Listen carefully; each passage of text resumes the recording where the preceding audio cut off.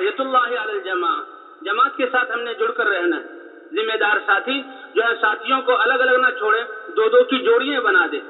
کہ فارغ انفرادی اعمال کے وقت بھی دو ساتھی آپس میں اکٹھے ہوں۔ مسلمان کا الگ بیٹھنا اور سوچ میں لگنا یہ ٹھیک نہیں ہے۔ اللہ کے رسول نے فرمایا کہ جیسے وادیوں میں بیٹھے ہوئے رات کے بھوکے بھیڑیے وہ جب ریوڑ کو دیکھتے ہیں، بکریوں کو، تو دیکھتے ہیں کہ جو بکری الگ ہو گئی ہے اس پر حملہ کر لیتے ہیں۔ تو فرمایا ہے کہ انسانوں کا بھیڑیا شیطان ہے، جو الگ رہے گا شیطان اس کو اچک لے گا۔ بھیڑیے کا نقصان تو یہ ہے کہ بکری کی جان چلی جائے گی، لیکن شیطان کا غالب آنا کہ وہ اللہ کی نافرمانی میں لگا کر جہنم کی طرف اس کو کھینچ لے گا۔ اللہ ہماری حفاظت فرمائے۔ اس لیے دو دو ساتھیوں کی جماعت اور جماعتیں اکٹھی ہو اور اکٹھے ہو کر جہاں اللہ کے راستے میں جائیں، جب دعا ہو جائے تو فوراً ہم اللہ کے راستے میں نکلنے کی کوشش کریں، پھر ہم رکے نہیں، جی ہاں رکے نہیں، بلکہ فوراً اللہ کے راستے میں جائیں۔ اللہ کے راستے میں نقل و حرکت کا سواری نہ ملے تو بھی ہم پیدل جائیں۔ حضرت عبداللہ بن رواحہ رضی اللہ عنہ حضور صلی اللہ علیہ وسلم نے تشکیل کر دی۔ اللہ کی شان جو الوداع کا وقت تھا وہ جمعے کا وقت تھا، اور ان کو بتایا بھی گیا کہ تم شہید ہو جاؤ گے۔ یہودیوں نے بھی کہا بھائی تم شہید ہو جاؤ گے، نبی کی پیشن گوئی ہے، تو اس میں کوئی جزا فضا نہیں، کوئی گھبراہٹ نہیں، اللہ کے راستے میں جانا ہے۔ لیکن بات یہ کہ جمعے کا دن ہے، مسجد نبوی ہے، اور خود حضور صلی اللہ علیہ وسلم موجود ہیں، وہ خطبہ دیں گے، ان کی زیارت ہوگی، ان کے پیچھے نماز۔ کہ اجتماعی نماز کی برکت یہ ہے کہ اس اجتماعی نماز جماعت کے ساتھ جو نماز، ان میں سے جس کی سب سے بہتر نماز ہو، اللہ سارے نمازیوں کی جماعت کی برکت سے نماز کو اس کے درجے پر بنا کر قبول فرماتے۔ اور جہاں امام حضرت محمد صلی اللہ علیہ وسلم، حضور صلی اللہ علیہ وسلم نے دیکھ لیا کہ جماعت تو چلی گئی، عبداللہ بن رواحہ موجود، تو حضور نے پوچھا اے ابن رواحہ تمہیں کس چیز نے پیچھے رکھا، کیوں رہ گئے؟ فرمایا لأجمع معك یا رسول اللہ، اے اللہ کے رسول آپ کے پیچھے جمعہ پڑھنے کے لیے رکا ہوں، یعنی کوئی اور حاجت نہیں ہے، مسجد نبوی میں ٹھہرنا، آپ کے پیچھے جمعہ پڑھنا۔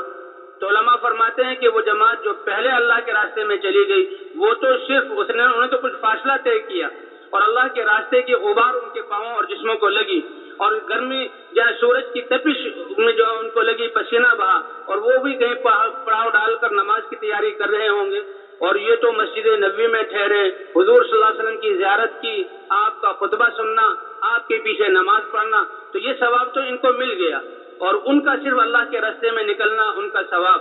اس پر مزید اللہ کے رسول فرماتے ہیں اے ابن رواحہ لو انفقت ما فی الارض جميعا ما ادرکت غدوتهم، اگر تم ان کے جہاں جو زمین کے خزانوں کے مالک بن کر ان کو صدقہ اور خیرات کر دو، تب بھی ان کے آدھے دن پہلے نکلنے کے ثواب کو پہنچ نہیں سکتے۔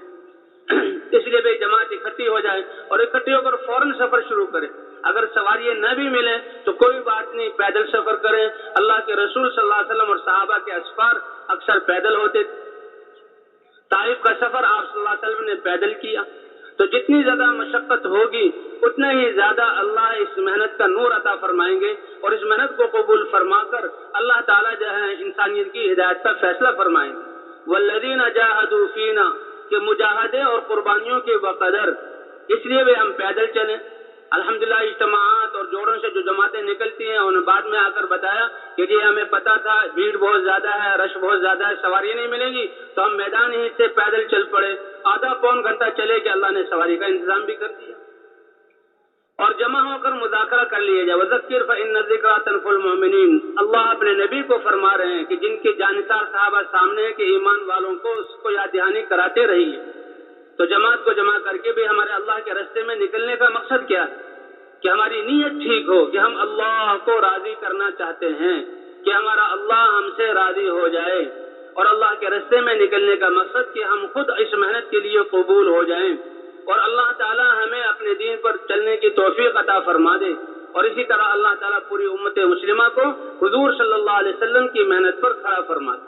قد افلح من زکاہا وقد خاب من دسا، کہ جس نے اپنے آپ کو بنا لیا، اپنے آپ کو سنوار لیا، ایمان اور اعمال بنا لیے، تو وہ کامیاب ہو گیا، اور جو اپنے نفس کو، اپنی ذات کو بھول کر چاہے دنیا کے سارے اسباب جمع کر لیے، وہ ناکام اور نامراد ہو گیا۔ تو اللہ کے راستے میں نکلنے کا مقصد کہ کیسے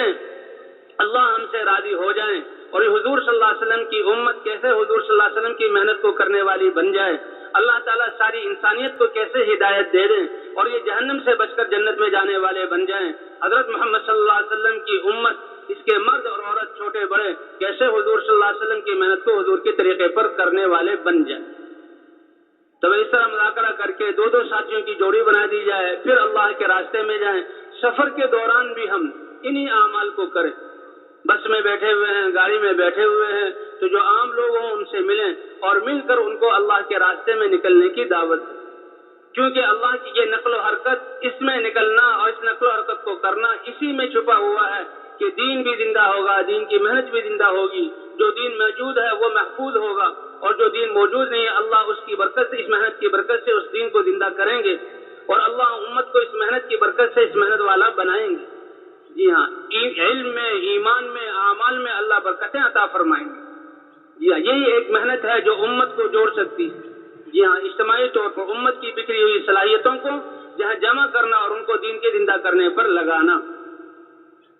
تو اس طرح اس سفر میں جاتے ہوئے ہر ساتھی دعوت دے، جو اور دوسرے مسافر سوار ہوئے ہیں ان کو دعوت دے اللہ کے راستے، ان کو بتائیں کہ دیکھو تم حضور صلی اللہ علیہ وسلم کی امت میں ہو، اور حضور صلی اللہ علیہ وسلم کی امت میں ہونے کا مقصد کہ آپ کے ختم نبوت کے صدقے اللہ نے ساری انسانیت تک اللہ کا پیغام پہنچانا، یہ ہمارے ذمے کیا ہے۔ اور انبیاء کی محنتوں کے قصے، انبیاء کی قربانیوں کے قصے، اللہ نے جو مددیں کی اور انبیاء کی جو دعائیں قبول کی، اور فضائل سنانا،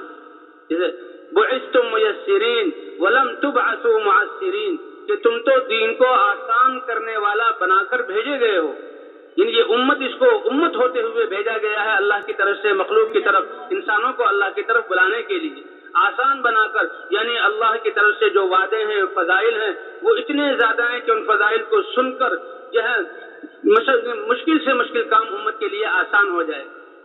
اسی طرح دعوت دینے کے بعد آپس میں سیکھنا سکھانا بھی ہو، اسی طرح جہاں ذکر اور دعاؤں کا اہتمام بھی۔ جب ہم اس بستی میں پہنچے یا مرکز میں پہنچے ہیں تو مرکز والے آ جائیں گے، ان کو جہاں جماعت کے حالات بتا دینا کہ بھئی جماعت میں اتنے ساتھی ہیں، اس نوعیتوں کے ہیں، اور ان سے مسجدوں کے حالات لے لینا کہ مسجدوں میں اب تبلیغ والوں کا حالات لینے کا مطلب کیا ہے کہ اس محلے اور مسجد والے ان کا دین کے اعتبار سے اور دین کی محنت کے اعتبار سے کیا حال ہے، 4-5 مسجدوں کے حالات ان سے لے لیے۔ اب جماعت، نکلنے والی جماعت یہ بیٹھ کر مشورہ کرے